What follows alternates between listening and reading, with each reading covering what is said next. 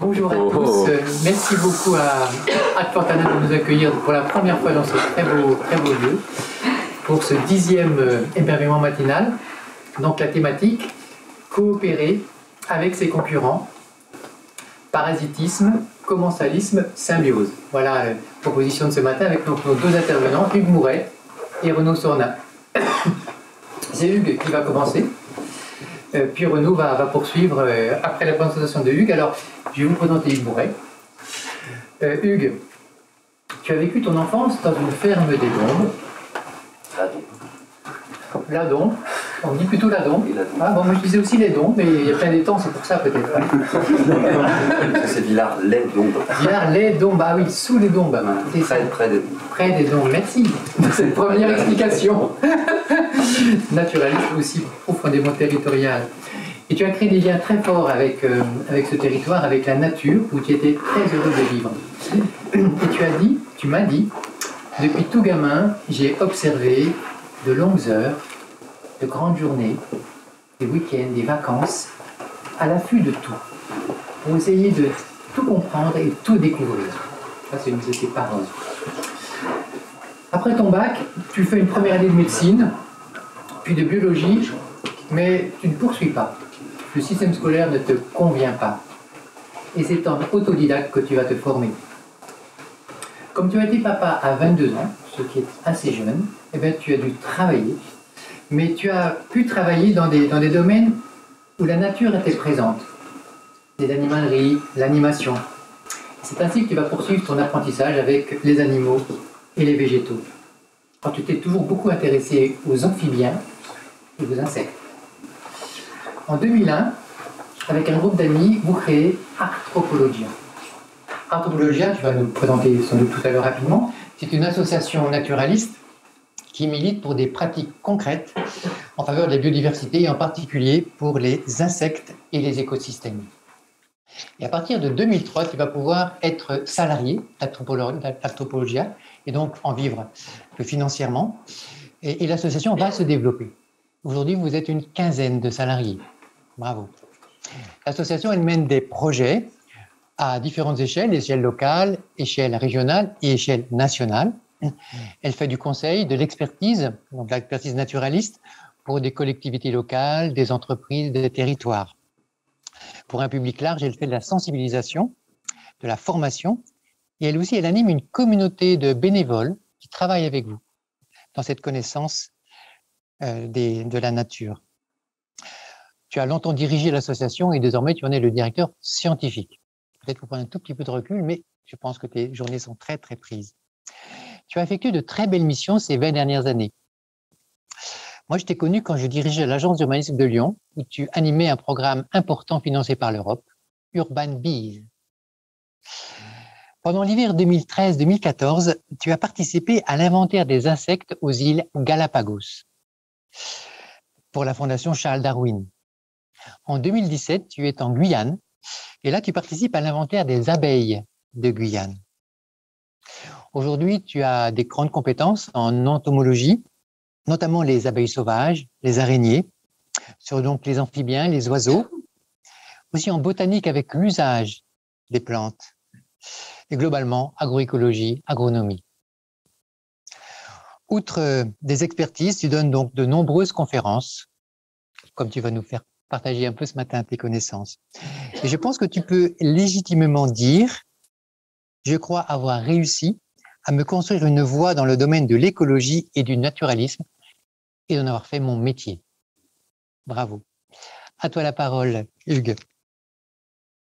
Eh bien, merci à tous de m'accueillir pour ces quelques minutes. Je ne vais pas présenter Arthropologia, tu l'as largement bien fait, largement mieux que moi, donc on a gagné du temps, merci. C'est un vaste sujet que de vous parler des relations interspécifiques. Par contre, c'est assez simple de vous émerveiller par toutes ces beautés. Donc voilà, je m'appelle Hugues et j'ai renommé ce truc collaborer. Pourquoi coopérer? Parce que collaborer, ça vient de labeur et c'est du travail. Et c'est pas forcément du travail, la vie, c'est des opérations communes dont une part sert à travailler, mais pas que. Donc je trouvais ça plus intéressant de jouer sur ces mots-là. Alors j'aurais pu vous parler de plein de choses. J'aurais pu vous parler des insectes qui imitent de l'écorce, des feuilles mortes, des feuilles vivantes grignotées par les chenilles, vous voyez, avec les traces de rouille. J'aurais pu vous parler des menthes religieuses qui se déguisent en fleurs ou des papillons qui se déguisent en branches cassées. J'aurais pu vous parler de la relation entre les abeilles et les plantes, la pollinisation, qui est un des services écosystémiques rendus, qui est indispensable au fonctionnement de la nature et des cultures. J'aurais pu vous parler d'erreurs d'accouplement où les abeilles mâles vont essayer de copuler avec des fleurs, notamment certaines orchidées. J'aurais pu vous parler de certaines abeilles tropicales qui vont chercher des parfums dans les fleurs avant d'aller draguer. Les mâles vont se baigner dans les fleurs. J'aurais pu aussi vous parler de la collaboration entre les fourmis et les pucerons, puisqu'elles élèvent les pucerons et les cochenilles comme nous, on élève les moutons de la même manière. Hein. Elles les traient, elles les coupent en morceaux, elles les mangent, elles les déplacent de la même manière. Ou bien des fourmis champignonistes qui ont inventé l'agriculture il y a plus de 100 millions d'années en découpant des petites feuilles et en cultivant des champignons de la même manière que nous, on produit du terreau et des plantes. Ou bien des arbres qui creusent des cavités pour accueillir et nourrir les fourmis qui les défendent de tous les autres agresseurs. Ou bien d'autres insectes insectes ou acariens qui vont pondre dans les végétaux et qui, dans les feuilles, dans les bourgeons, dans les tiges, provoquent des galles et qui sont ni plus ni moins des habitats pour leurs larves, dont on a un peu forcément aujourd'hui, malgré tout, du mal à comprendre ce qui se passe. Alors, il va falloir faire des choix. Donc, les choix ont été compliqués pour moi. Est-ce que vraiment on est tous concurrents? Quelle forme de relation il existe? Voilà de quoi je vais vous parler. Donc, Olivier vous a cité un peu la diversité de ces mots qu'on va utiliser. Mais avant tout, moi, je voudrais vous rappeler de quoi on parle. On parle de biodiversité. Et c'est quoi cette biodiversité? Alors, c'est né il y a plus de 4 milliards d'années, hein, pas la biodiversité, mais la Terre est née il y a plus de 4 milliards d'années. Vous voyez que la vie a 3,8 milliards d'années, puis sont apparus la reproduction sexuée, les premiers animaux, puis l'atmosphère qui s'est stabilisée. Et vous voyez ensuite tous les grands groupes que vous connaissez, les arthropodes, les premiers arthropodes avec les arachnides, puis les insectes, les amphibiens, les arbres, les plantes à fleurs, les dinosaures, etc. Et vous voyez tous ces grands groupes s'installer. Pour les oiseaux, qui sont le dernier grand groupe à arriver, il y a 150 millions d'années, donc bien avant la disparition des dinosaures. Vous voyez que c'est quand même des chiffres assez impressionnants si on compare aux 7 millions d'années qui concernent notre famille et aux 100 000 ans qui concernent l'homme moderne ou aux 12 000 ans qui concernent la sédentarisation. Voilà, donc on a une vie assez courte sur la durée comparée à la durée de la vie. Alors juste pour rappeler que la biodiversité, ce n'est pas des animaux, des plantes, et éventuellement des champignons, des bactéries, etc. Mais c'est beaucoup plus que ça. Ce sont effectivement des organismes, mais c'est avant tout les gènes qui sont le support de l'évolution. C'est aussi la diversité des milieux et c'est transversalement tous les processus écologiques. C'est-à-dire perdre la biodiversité, c'est pas perdre des petits oiseaux et des fleurs, c'est perdre tout ça. Et ça, là, c'est ce qu'on traduit, nous, quand on regarde la nature d'un point de vue anthropocentré, comme des services écosystémiques. Voilà ce que nous rend comme service la nature. C'est quoi? C'est production de l'eau, de l'air, etc. Alors, pour vous donner une idée de comment ça foisonne, en France, on a moins de 200 mammifères. On a 34 amphibiens, 39 reptiles, on a 400 oiseaux, on a 250 papillons de jour, 5000 papillons de nuit, 1750 espèces d'araignées, 1000 espèces d'abeilles, 6000 plantes. Et en France, tout cumulé, on a près de 40 000 espèces d'insectes. Voilà, vous voyez que ce sont pas du tout les mêmes chiffres et que la diversité, on a du mal en fait à l'appréhender si on se pose pas sur ces groupes de petites bestioles extrêmement diversifiés. Alors vous avez les chiffres qui s'affichent à l'échelle de la planète. Bon, peu importe, je vous donnerai les diaporamas, vous pourrez les utiliser comme bien vous semble. Comme bon vous semble. Alors, à quoi ça sert? Eh ben, ça produit pour les plantes de l'oxygène, ça dépollue l'air, il y a des phénomènes de pollinisation, de recyclage de matière organique. Voilà tous les services écosystémiques qui sont rendus au-delà de l'émotionnel, du bien-être, du bien-être psychique, moral, etc. Alors, pourquoi je vous ai parlé de tout ça? Parce que ces interactions, elles ont commencé depuis des millions d'années, des centaines de millions d'années, et aujourd'hui, il en existe des milliards de formes qui se produisent tous les jours. Et c'est bien de ça dont on parle, de cette complexité, et c'est grâce à ça qu'on est là. C'est grâce à cette multiplicité d'interactions. Alors, est-ce que on parle de concurrence? C'est la compétition, l'herbivorie, la prédation, le parasitisme, c'est des notions dont vous avez forcément entendu parler. Moi, ce qui m'intéresse, c'est plus la deuxième. Et parfois, entre le parasite et le symbiote, la limite n'est pas toujours aussi évidente. Et d'ailleurs, il y a peut-être le paradigme est à changer en inversant la vision qu'on a d'un animal ou d'un organisme qu'on considère comme parasite et avec lesquels on évolue depuis des millions, des dizaines de millions d'années. Et donc, est-ce vraiment un parasite ou est-ce un symbiote qui, dans des conditions défavorables, peut se mettre à dévisser? Alors, voilà les différentes formes de relations interspécifiques. La compétition, il y en a un qui est défavorable à l'autre. La phorésie, c'est le transport d'un organisme par un autre. L'inquilinisme, c'est quand on va chercher refuge, par exemple les poissons clowns dans les anémones. La prédation, je vous fais pas l'affront de vous définir ça, et le parasitisme, vous en avez une petite idée. Si on rentre un peu plus précisément, voilà le parasitisme qui est une forme de prédation au sens large, mais pour lequel il existe une forme obligatoire, des formes facultatives ou accidentelles. Alors quand vous vous blessez, il y a des animaux ou des organismes qui peuvent intégrer la blessure. Ça s'appelle un parasitisme de blessure. Quand vous êtes affaibli, il y a d'autres organismes qui peuvent vous agresser, c'est le parasitisme de faiblesse. Mais les autres formes de parasitisme, c'est quand le parasite est accroché à l'extérieur, lorsqu'il rentre dans les tissus, lorsqu'il vit à l'intérieur de l'animal et que ça se finit par un assassinat d'insectes, lorsqu'il produit de la chlorophylle, mais il va quand même pomper de l'eau et les minéraux dans les plantes, ou bien lorsqu'il va vivre dans une cavité, comme par exemple les vers solitaires dans votre tube digestif. Le vôtre ou le mien, pas de coup. Bien entendu. D'autres formes de relations, le neutralisme, il se passe rien. L'amensalisme, un cerf qui marche et qui écrase un escargot, il a juste tué l'escargot, ça fait rien pour la vache. C'est des formes de relations qui existent. Après, il a d'autres formes plus intéressantes qui combinent plusieurs organismes. Le mutualisme, où il y a une association qui va être durable. La coopération, où les échanges, ils peuvent vivre indépendamment, mais ils vont bénéficier des échanges. La symbiose, où c'est un mutualisme obligatoire, là, ils peuvent plus s'en séparer. Et le commensalisme, qui est une forme aussi d'association non obligatoire, mais je vais vous détailler ça. Voilà, on s'étend pas là-dessus, mais si on relie les espèces A, non, ça paraît très compliqué, mais en fait, c'est très très simple, c'est tout ce que je viens de vous raconter. L'espèce A et l'espèce B, selon comment elles interagissent, ça produit des bénéfices ou des effets néfastes. Et ça, il y a toutes les formes possibles. Voilà. Il est assez simple. Je vous passerai le diaporama, vous aurez le temps de vous poser dessus. Et c'est un tableau qui est assez intéressant. Donc, l'herbivorie, vous savez tout ce que c'est, des animaux qui broutent des plantes de toute taille, de toute forme. C'est essentiellement des insectes, des mollusques, des mammifères, etc. La prédation, bien sûr, on pense aux animaux chasseurs d'animaux, mais il y a aussi des bactéries et des champignons qui chassent. Et puis, bien entendu, je résiste pas au plaisir de vous montrer les plantes carnivores qui sont une forme très particulière de prédation, mais il y en a pas beaucoup, mais qui sont juste magnifiques. Donc, je vous invite à aller les découvrir si vous ne le connaissez pas. Une forme très étonnante de parasitisme, c'est le parasitoïsme. Comme Alien, on n'a même pas inventé ça dans Alien, c'est des animaux qui vont se développer à l'intérieur d'un autre insecte et finir par le tuer à un moment du développement. Ce sont essentiellement des micro-guêpes et des mouches, mais vous voyez qu'il y a d'autres groupes d'insectes qui existent là-dedans. Donc, par exemple, les micro-guêpes, les micro-hyménoptères qui vont pondre à l'intérieur des chenilles. Donc, au lieu que la chenille se développe en un papillon, il y a plein de petits asticots qui vont sortir, se transformer en cocon et quelques jours après décoller sous forme de micro-guêpes. Voilà, vous en avez quelques exemples. C'est le cas aussi pour les pucerons. Vous voyez une feuille envahie de pucerons avec deux larves de coccinelle. Et en fait, toutes les taches roses que vous voyez, ce sont des momies. À l'intérieur, il y a une micro-guêpe qui s'est pointée, qui a pondu un œuf à l'intérieur du puceron. Et la larve s'est développée et finit par sortir voilà. Donc c'est une forme de parasitoïsme, un parasitisme un peu particulier et assez étonnant. Voilà les d'autres animaux qui pratiquent ce parasitoïsme, les mouches taquinaires, ces mouches qu'on reconnaît globalement avec une petite tête, des petits yeux et des poils hérissés au bout des fesses, ont des asticots qui se développent à l'intérieur des papillons ou des punaises pentatomes. Voilà, donc ce sont d'excellents auxiliaires de culture qui pollinisent d'ailleurs accessoirement quand ils sont adultes. Le commensalisme, c'est une forme d'échange, par exemple, dans un nid. S'il y a des débris, s'il y a des déchets, les animaux peuvent venir les consommer, ça pose pas de problème à l'autre, au contraire, ça réduit.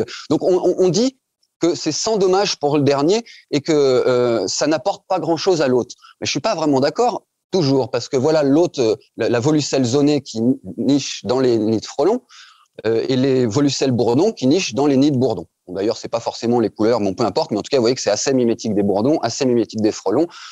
Et donc, la larve consomme les déchets, les mues, les excréments, les cadavres, etc. Et donc, limite un substrat organique sur lequel auraient pu se développer des micro-organismes bien plus dangereux pour la colonie que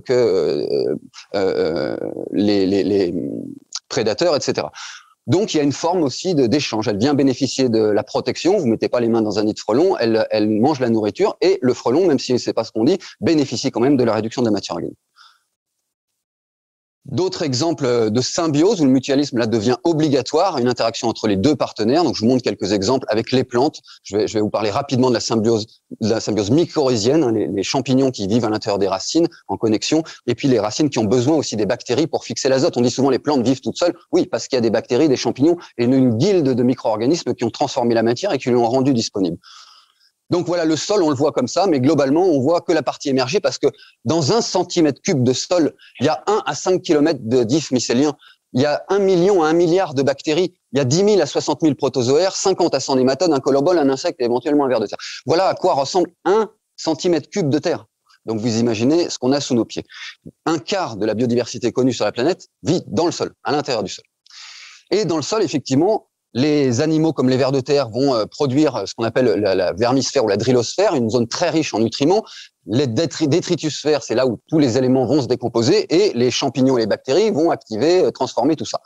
Ça va se connecter dans les racines, dans ce qu'on appelle la rhizosphère, où les racines vont être interconnectées avec un certain nombre de champignons. Elles vont échanger à l'intérieur des tissus un certain nombre de... Alors, essentiellement, les champignons sont avec leurs ifs mycéliens sont capables d'aller chercher la moindre parcelle d'eau dans un sol très très pauvre, et de l'amener à la plante, et la plante de lui restituer, parce qu'elle fait de la photosynthèse, des sucres. Voilà, c'est un échange. Donc c'est pas une compétition, bien au contraire. Et d'ailleurs, les plantes ne peuvent pas vivre sans ça.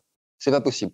Donc la vie est basée sur ça. Quelques exemples extraordinaires: les coraux, tous les coraux durs que vous connaissez, les bénitiers, certaines méduses comme les Scyphozoaires, sont colorées parce qu'elles hébergent une algue photosynthétique qui vivent dans des milieux très pauvres en matière organique, donc elles compensent en faisant de la photosynthèse. C'est ce qu'on appelle les zooxanthelles, qui vivent donc soit dans un corail, qui est une colonie animale, soit dans un bénitier, ces coquillages géants, soit dans certaines méduses. Ou une autre association étonnante, les lichens, où on a une algue et un champignon qui sont soudés, pareil, qui échangent de l'eau et des minéraux, qui sont des formes de symbiose, donc mutualisme obligatoire, pour lesquelles ils ne pourront plus se défaire. Donc je vais essayer de conclure. Le corps humain aujourd'hui est composé de 10 exposant 13 cellules, ça fait 10 000 milliards de cellules. Seulement, le corps humain, il est composé de 10 exposant 14 bactéries. Ce qui veut dire, en d'autres termes, que 90% des cellules de notre corps sont des bactéries. Et puis, accessoirement, on n'est pas très sûr de ce chiffre parce que c'est peut-être plus. Il y a au moins 10 exposant 16 virus sur et dans nous. Donc, les organismes dits supérieurs, dont on fait partie, on se classe bien en haut de l'échelle, vous avez remarqué pas mal de classifications. Là, ça a bien changé, ça c'est très horizontal et ça a bien changé. Le buisson du vivant est assez extraordinaire. Et dans ce buisson, vous avez une toute petite branche, c'est tous les animaux. Une toute petite branche, c'est toutes les plantes. Et le buisson du vivant, je vous dis, il fait ça. Voilà, donc ça a changé, on est redescendu un petit peu de notre piédestal. Alors, les organismes dits supérieurs comme nous sont en fait des super colonies de cellules qui vivent en symbiose avec une foule de micro-organismes. Voilà, ça relativise un petit peu notre place de dominant.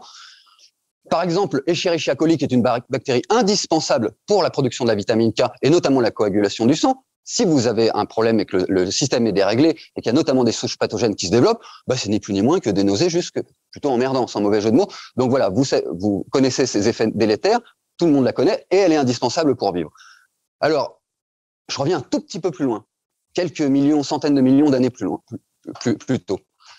Voilà une bactérie, un prokaryote qui n'a pas de noyau, avant les noyaux, qui vit un prokaryote géant, entouré de bactéries et de virus et de mégavirus.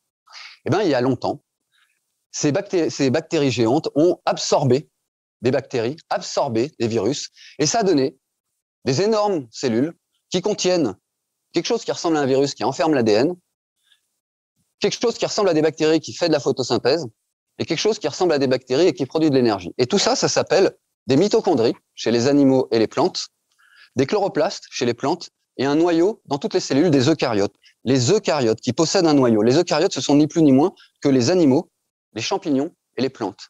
Vous êtes une chimère ancestrale de bactéries et de virus.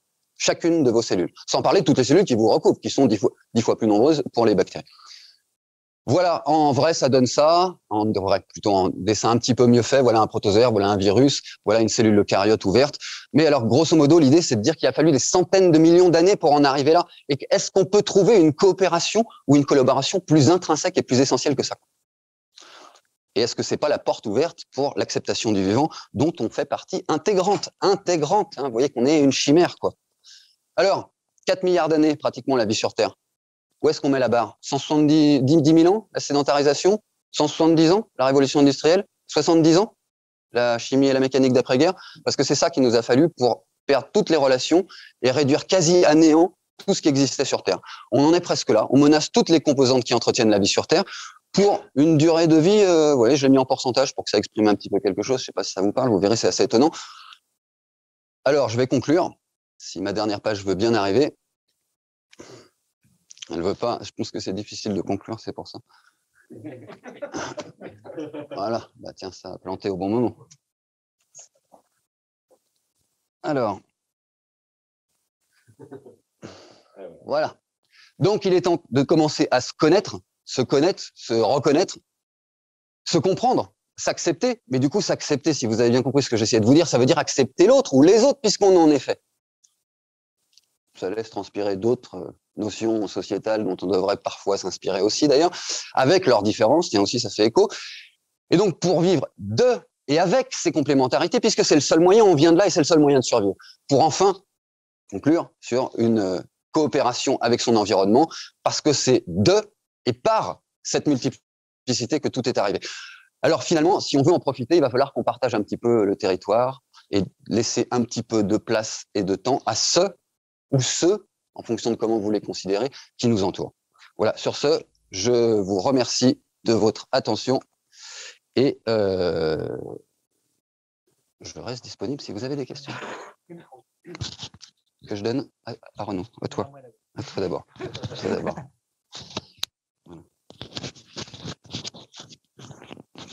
Bien, mille merci. Philippe, pour qui nous a émerveillés et inquiétés, à juste raison, pour justement essayer de tenir cet émerveillement. Mais il faut effectivement, à raison, s'inquiéter à propos des humains. Mais les humains, on peut aussi sans doute s'émerveiller d'eux, tout en s'en inquiétant. Et c'est un peu le propos que je pense Renaud va tenir. Je ne sais pas si on nous voit tous les deux dans la caméra. Renaud Sornin. Renaud, tu es né en 1970 à Lyon. Tu es demeureux lyonnais et tu aimes cette ville. Beaucoup, je sais. Après donc cette enfance lyonnaise, tu es rentré à l'INSA de Lyon, tu es diplômé d'INSA de Lyon en urbanisme et en génie civil, et puis également à l'IAE d'Aix-en-Provence.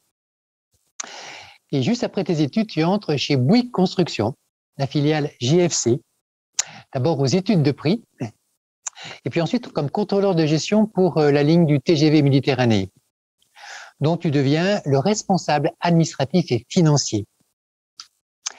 Et tu participes au sein du groupe Bouygues du GIE Achat, la création du GIE Achat, car les questions financières t'ont toujours beaucoup intéressé. Tu fais partie du pool des Successful Boys de Bouygues, et donc tu progresses dans le groupe. Mais au bout de 15 ans, tu ressens de la lassitude. Et tu dis, j'avais perdu toute sensibilité, toute empathie, j'allais droit vers l'échec. En 2010, tu quittes donc le groupe Bouygues pour te lancer dans une aventure entrepreneuriale qui va se révéler féconde, qui va beaucoup te transformer.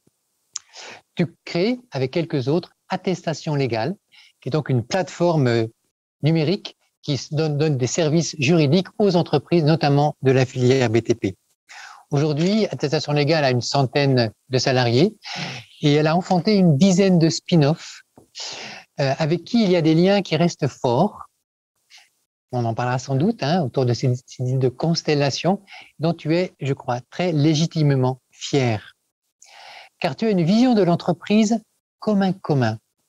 Tu dis, l'entreprise est un bien commun, un lieu dont le but premier doit être de rendre les gens heureux. Tu es convaincu du rôle social et sociétal de l'entreprise. Tu dis que l'entreprise a un rôle à jouer dans la cité, elle est citoyenne, elle doit contribuer à corriger les défauts du capitalisme. Tu vas donc toi-même t'engager dans la cité, notamment récemment en devenant président de la French Tech lyonnaise entre 2018 et 2020. Et tu aimes les mots, Renaud. Tu aimes les mots qui sont pour toi comme des guides et dont certains mots, pendant un certain temps, vraiment, sont des guides inspirants. Je vais en citer quelques-uns de ces mots qui alimentent ta passion d'agir. Peut-être dans un sens un peu chronologique. Cash, performance, innovation, bienveillance, citoyenneté, collectif, constellation, authenticité.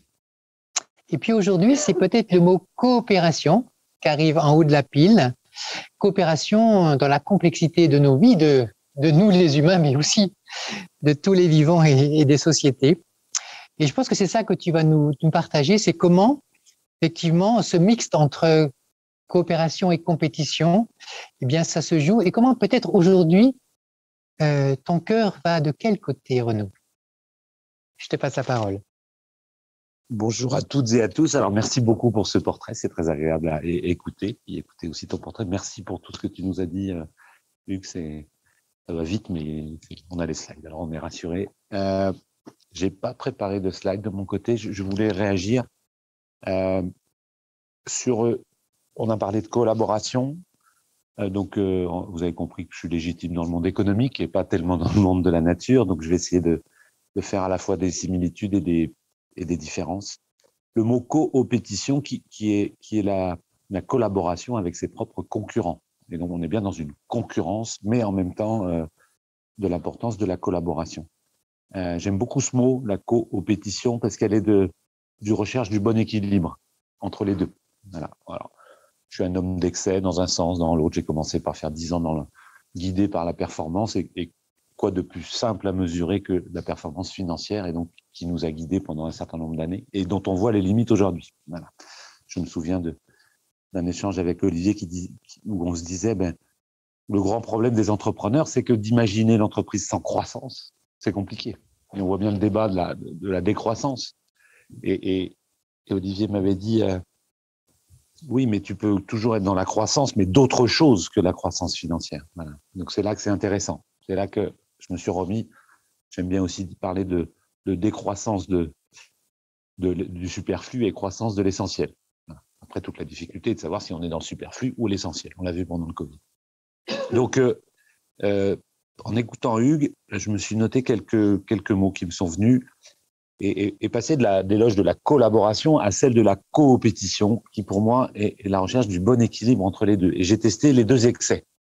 Je suis un compétiteur, mais moi j'ai besoin de reconnaissance et donc du coup j'ai été beaucoup dans la compétition. Après j'ai voulu expérimenter des logiques complètement inverses et on voit qu'en fait les deux ont leurs défauts. On a Attestation légale, c'est une organisation qui a simplifié la vie des gens en traitant le sujet du dossier administratif de l'entreprise. Je crois qu'il n'y a personne qui a envie de s'en occuper. Donc, ce qui nous a permis de devenir le tiers de confiance de l'ensemble d'une filière, d'un écosystème complet. Depuis l'artisan à la TPE, la PME, l'architecte, le maître d'ouvrage, l'assureur, le promoteur, toute cette chaîne, là, aujourd'hui, finalement, partageait cette même emmerde qui était les cabis, les URSSAF, les machins. Donc, du coup, on a eu une logique verticale et finalement, on a eu une espèce comme un champignon. Hein, et je vais reprendre, c'est très réseau. On a défendu l'intérêt vertical de l'ensemble de l'écosystème, comme s'il y avait quelqu'un qui défendait l'intérêt de la forêt, globalement. Sans nous positionner. Mais enfin, je ne tirerai pas de conclusion, mais en l'occurrence, les métiers sont organisés, chacun défend son intérêt, les électriciens ont leur syndicat, les maçons ont leur syndicat, les promoteurs ont le leur, et tout cet écosystème défend âprement l'intérêt de sa collectivité, mais il n'y a pas d'organisme, il n'y a pas de représentation de l'ensemble de l'écosystème. C'est trouvé qu'on a pris cette place, bien malgré nous en fait, hein, je n'avais pas prévu du tout qu'on soit ça, et donc on a maintenant une capacité à faire collaborer ensemble des concurrents. C'est-à-dire que les gens nous appellent quand ils pensent que l'ensemble de l'écosystème doit générer une mutation. Ce que j'appelle un problème, une solution à un problème. C'est moins aléatoire que l'évolutionnisme, mais en l'occurrence. Voilà. Et donc, du coup, on a cette capacité-là. Et je voulais témoigner de je me suis noté quelques points. Donc, la logique de la filière, très importante. Mais on pourrait aussi prendre encore plus de recul et voir que la filière n'est qu'est un petit bout d'un écosystème plus grand. Et la filière de la construction, on la voit très proche de la filière environnement. Et donc, c'est vrai que maintenant, on travaille aussi avec les géants de l'environnement, enfin, les écosystèmes des boîtes de l'environnement. Mais avec cette idée de se dire, il n'y a pas de gagnant sans filière gagnante. Et surtout dans cette profonde mutation, c'est-à-dire que je ne peux pas être une grenouille qui survit dans une mare qui s'assèche. C'est pas possible s'il n'y a pas tout qui marche.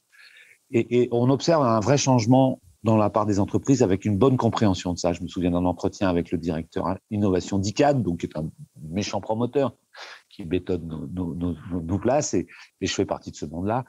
Il disait, mais non, toi tu travailles à l'innovation dans la filière, celle qui est nécessaire à l'écosystème. Et moi, je vais travailler aussi sur l'innovation compétitive, parce qu'une entreprise est un organisme compétitif. Et c'est cette recherche de bon équilibre qui est difficile. Pour illustrer cette recherche de bon équilibre, je crois que si on a aujourd'hui un vaccin contre le Covid, c'est bien parce que les gens sont rentrés dans un intérêt d'être le premier à le sortir et de gagner beaucoup d'argent avec, et aussi qu'ils ont partagé beaucoup de données ensemble pour y arriver. Mais si on n'avait que la donnée partagée sans la recherche de l'intérêt et de survie, on n'aurait pas eu ces vaccins en 12 mois. Et si on avait fait que de la compétition, on n'aurait pas eu non plus dans ce sens. Donc, on est de plus en plus dans cette recherche de bon équilibre. Et c'est très compliqué pour une entreprise de rentrer dans une logique de collaboration avec ses propres concurrents, puisqu'elle a 200 ans d'histoire de compétition et de différenciation. Qu'est-ce qu'on fait dans le marketing? On apprend à se différencier. Et plus on va collaborer, moins on va se différencier. Et donc, c'est pas l'un ou l'autre, c'est l'un et l'autre. C'est vraiment l'un et l'autre, à mon sens, le challenge. Et la première objection que j'ai quand je rencontre un grand patron de la filière construction et je lui dis, viens, il faut qu'on travaille ensemble à la solution des problèmes. Il dit, oui, mais moi, comment je vais me différencier? Oui, je comprends. Voilà. Donc, c'est intéressant de se dire, il faut les deux. Et c'est pas facile de trouver le bon, ni trop peu, ni trop. La logique aussi, quand on est dans la filière, il y a une logique de... Les entreprises sont des organismes qui ont vécu dans le contrôle de gestion, le contrôle de... Parce que nous étions dans une société ce que disait, j'ai entendu dans une conf, le XXe siècle, c'était un siècle d'efficacité productive. On voulait produire efficacement et on l'a tellement bien fait que aujourd'hui, Hugues pleure. Et donc, mais aujourd'hui, les choses ont changé. Et on est passé tout change, on a vu la limite du système, il faut réinventer la façon de travailler, à un siècle d'intensité créative, où maintenant le challenge des entreprises est d'être créative et non plus productive. Et donc ça change complètement la posture.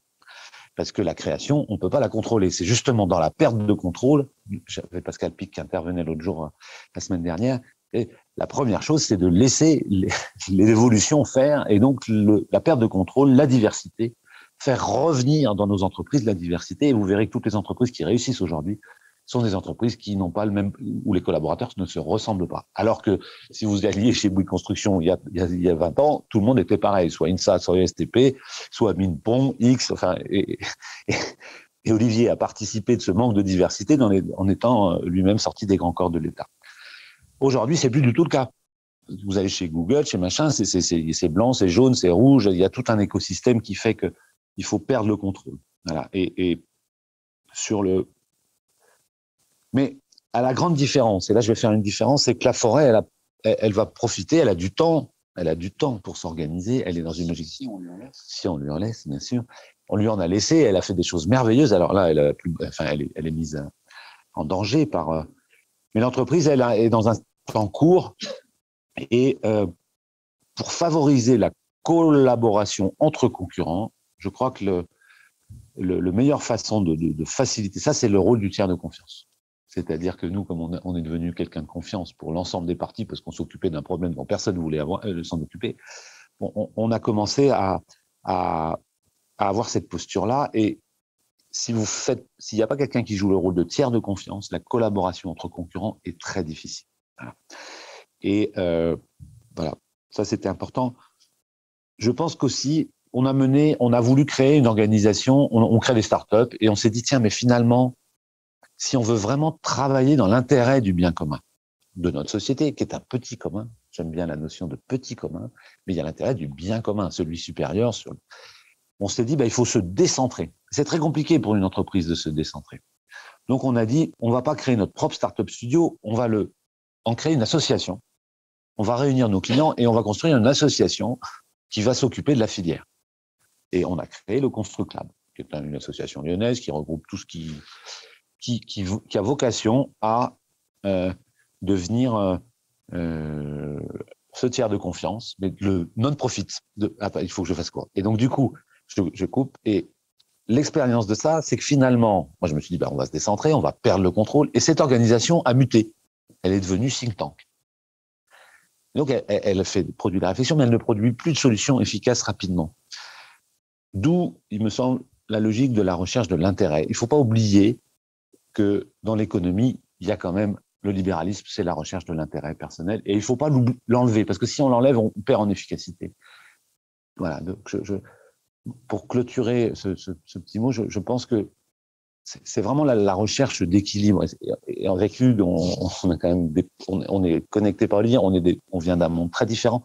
Je crois que c'est cette recherche de l'équilibre dans le monde économique intégrer les notions, mais aussi comprendre l'économie. Et voilà, c'est cette difficulté-là. Et voilà, à mon sens, le chemin. C'est la recherche du bon équilibre. Pardon pour ces propos un peu longs. Voilà. Merci beaucoup, Renaud, pour ce témoignage, ce travail, cette recherche, et aussi ces analogies, comme le disait Alexis, entre vos deux présentations. Bon, la règle du jeu, là, maintenant, c'est un peu de passer la parole à la salle. On a un quart d'heure environ d'échange.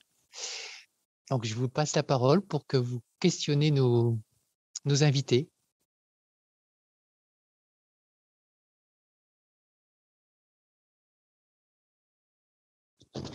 Ouais, merci pour cette présentation, cette double présentation. J'aurais voulu revenir sur cette idée de plus je vais collaborer, moins je vais me différencier.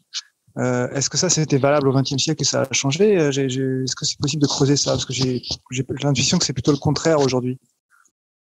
Déjà, oui, alors la question m'est adressée, mais on pourrait se poser la question, y a-t-il des logiques de besoin de différenciation dans la nature? Elle a besoin de rien, la nature. Elle s'exprime juste avec des nécessités vitales, un instinct de reproduction et une tendance à vouloir garder la tête hors de l'eau sans maîtriser l'ensemble. C'est là, en fait, il y a une grosse différence. C'est qu'aucun organisme ne peut pulluler sur Terre en réduisant à néant les autres. Et sur le modèle entrepreneurial ou le modèle sociétal, que ce soit une dictature ou un trust hégémonique, on arrive dans l'écosystème financier, on arrive à retrouver ça. Et c'est là où il y a une grosse différence.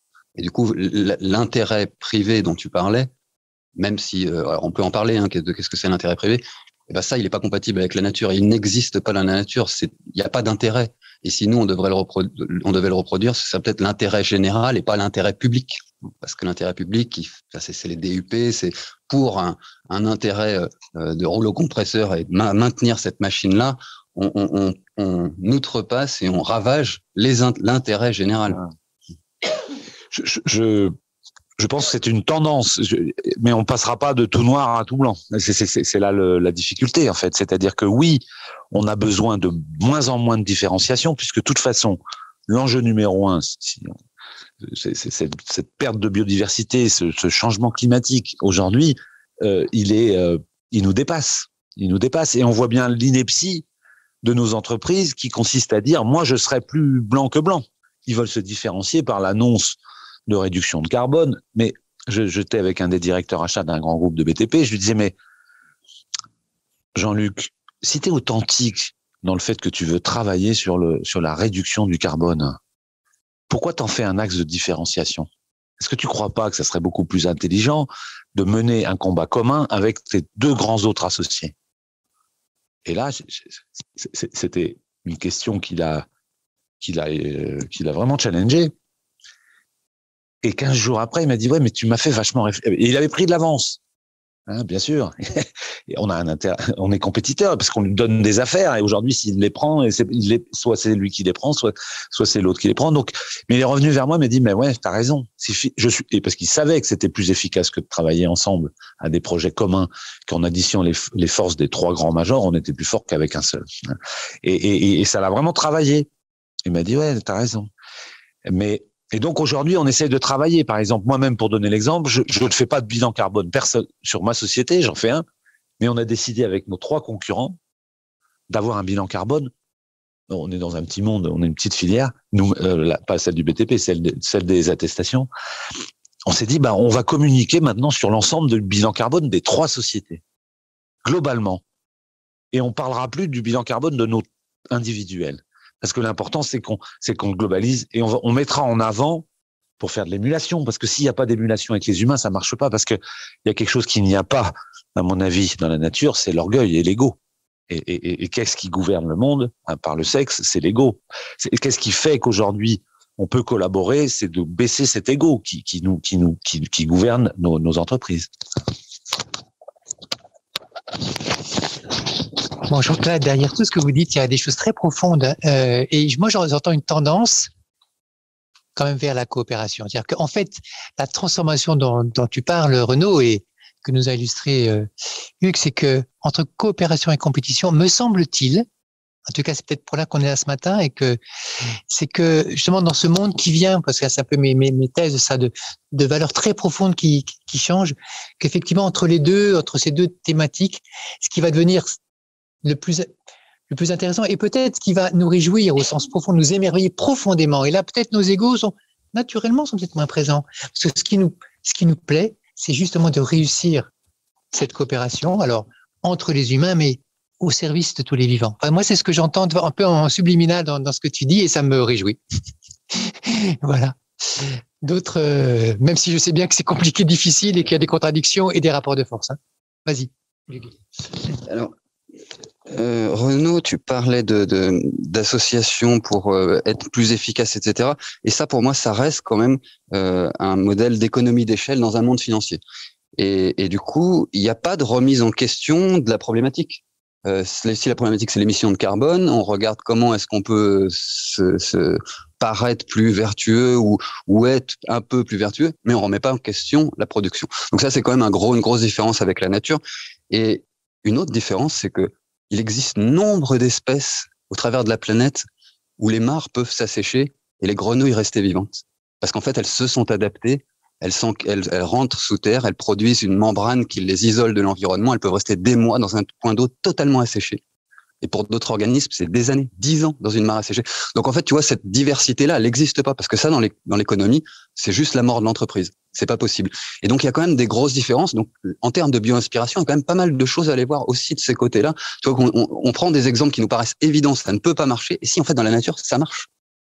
Et pourquoi une entreprise n'aurait pas une activité temporaire en fonction de pourquoi ce modèle ne pourrait pas exister? C'est une question. Voilà.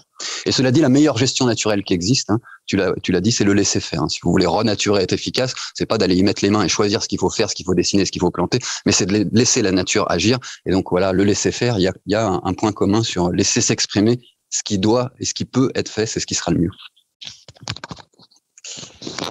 Merci beaucoup pour ces ouvertures. D'autres questions? Moi, ce qui m'interpelle, c'est le rapport au temps et qui me semble la grande différenciation entre les deux et quelque part dans laisser faire une espèce de confiance dans l'avenir. Est-ce que c'est transposable? Confiance. Qui dit? Confiance que la biodiversité, peut-être qu'elle va quand même s'en sortir, okay, et les entreprises aussi. Là, ok. Moi, je peux être clair sur voilà. D'ailleurs, vous avez compris que j'avais un regard très pessimiste sur les choses et sur l'avenir, mais malgré tout, je suis là et je continuerai à être là autant que possible jusqu'à ma mort, parce qu'il y a deux phénomènes qui me font garder la tête hors de l'eau. C'est la capacité des humains à réagir hyper rapidement, malheureusement quand ils sont au pied du mur, au bord de la falaise, donc souvent un petit peu tard, mais cette capacité qu'ont les sociétés à réagir efficacement avec peut-être 8, 10 ou 11% des gens mobilisés, et certainement pas 51%, donc il faudrait qu'on arrive à ces 8, 10, on en est loin. Et l'autre raison pour laquelle j'ai plus de billes, c'est la raison naturaliste, c'est-à-dire la capacité de résilience, de recolonisation, de rémanence de la nature, elle est juste fabuleuse. Pour peu qu'on lui laisse un peu d'espace et de temps. Donc, aucun problème pour la nature. En termes d'écologie profonde, oui, c'est un petit accident qui arrive avec probablement une grosse catastrophe, mais elle s'en sortira très bien. Elle est née déjà 5 fois la vie. Elle peut renaître. On peut même détruire la Terre à coup de cataclysme nucléaire. Ça mettra 500 millions d'années ou 1 milliard d'années. La vie renaîtra différemment, elle se rediversifiera différemment. C'est pas un problème d'écologie planétaire, c'est un problème de l'humain qui est en train de perdre sa place et partir avec tout un tas d'espèces sans profiter de cette planète qui devrait être un jardin d'Éden et dont on a fait une poubelle. C'est juste ça en fait le problème, voilà. La question elle est vachement intéressante, je trouve, celle du temps. Et finalement, je suis un hyper impatient. Je fais partie de ces dirigeants et quand on est entrepreneur, il y a beaucoup d'impatients, beaucoup de gens qui ont beaucoup d'orgueil, qui sont des entrepreneurs. C'est toute la logique, c'est que plus on veut aller vite, plus c'est l'inverse qui va se passer. Et c'est la logique de la perte du contrôle, y compris du temps. C'est-à-dire que dans les 9 valeurs émergentes d'Olivier, il y en a une qui me tient à cœur, c'est la sérendipité. C'est celle de laisser la place au hasard au hasard heureux. Finalement, c'est aussi en lâchant prise qu'on ira peut-être le plus vite et non pas en voulant contrôler. Je dis peut-être parce que je suis pas sachant, mais et ça me fait penser à un dicton chez les codeurs. Chez nous, il y a un codeur qui dit lenteur égale précision, précision égale vitesse. Donc lenteur égale vitesse. C'est-à-dire que à force de vouloir aller vite, on fait des erreurs et dans le code c'est dramatique et donc après on perd son temps. Donc il vaut mieux aller lentement pour aller vite.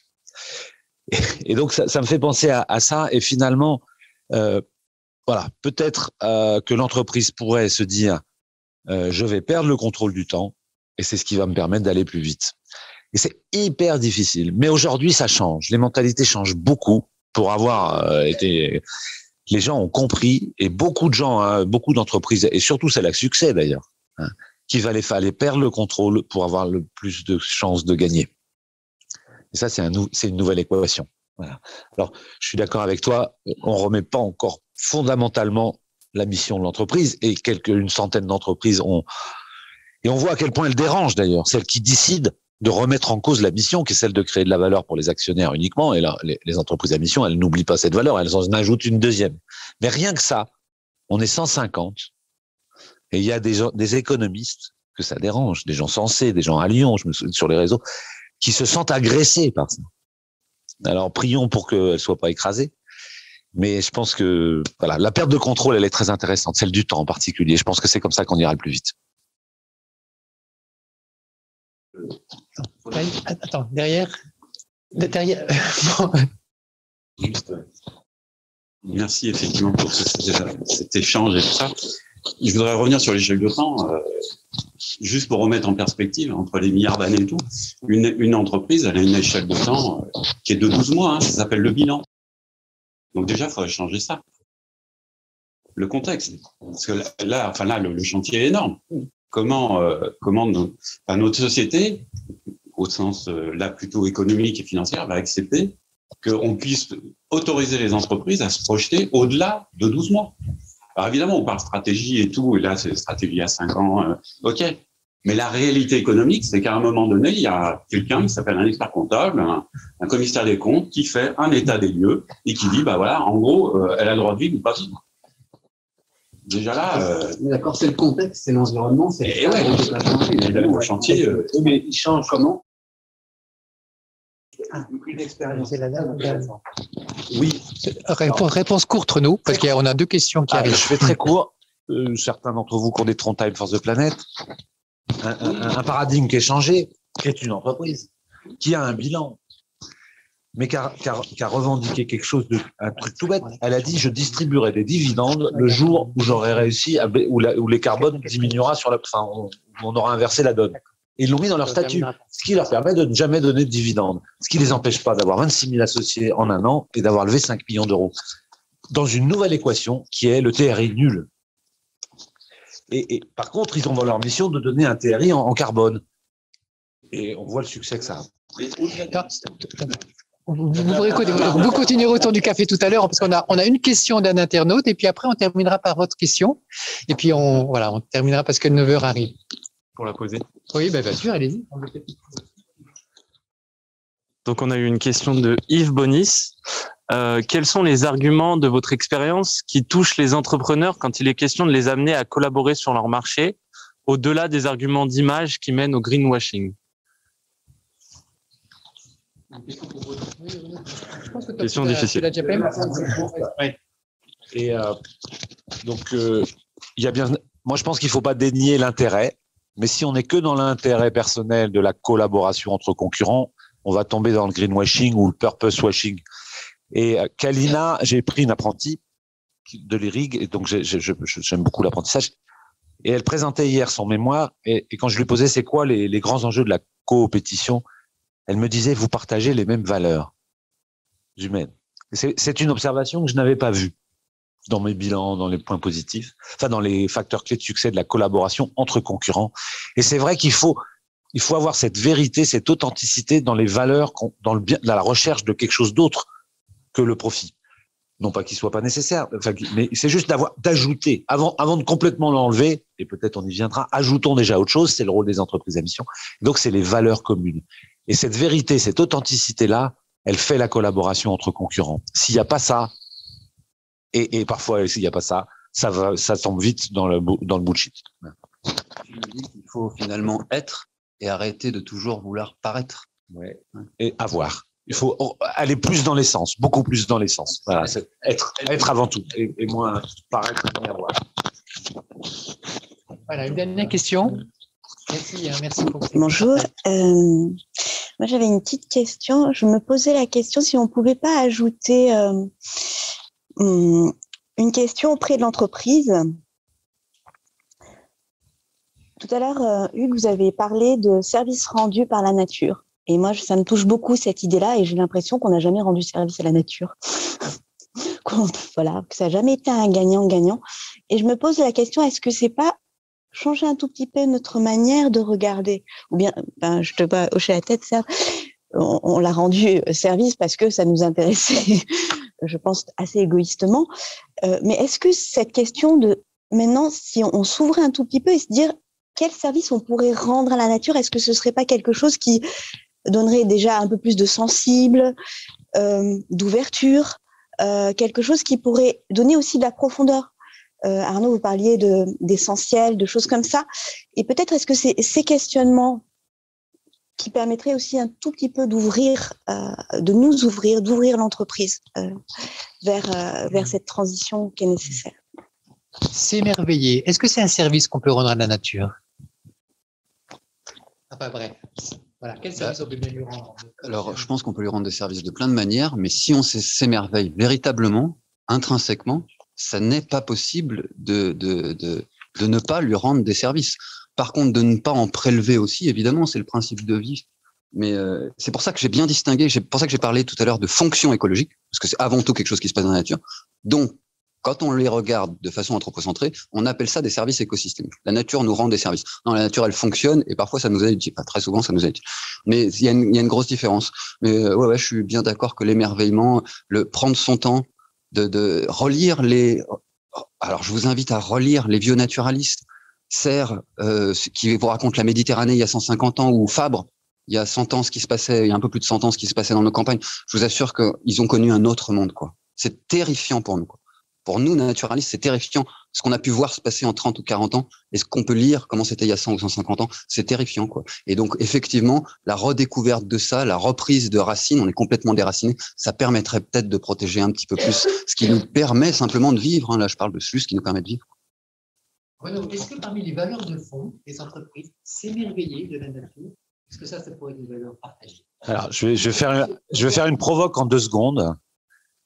C'est qu'il faut être égoïste. La nature, elle s'émerveille pas. Il y a que l'homme qui se émerveille. C'est pas à la nature qu'il faut rendre service, c'est à nous-mêmes.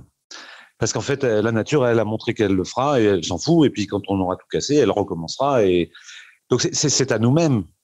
Il n'y a pas de lion qui s'émerveille. Par contre, nous, on s'émerveille du lion. Donc, soyons égoïstes, surtout. Hein, oublions pas d'être égoïstes. Voilà. Bon, écoute, merci beaucoup pour cette conclusion de s'émerveiller des humains qui s'émerveillent de la nature. Merci à vous. Merci aussi à tous ceux qui ont participé de l'organisation de cette matinale. Et puis, à la prochaine. Alexis, tu vas nous dire quelques mots sur le prochain émerveillement matinal? Oui, tout à fait. Alors, un grand merci à tous pour cet échange. Vraiment, faut applaudir. Voilà, merci. Voilà, donc c'est déjà le temps de conclure.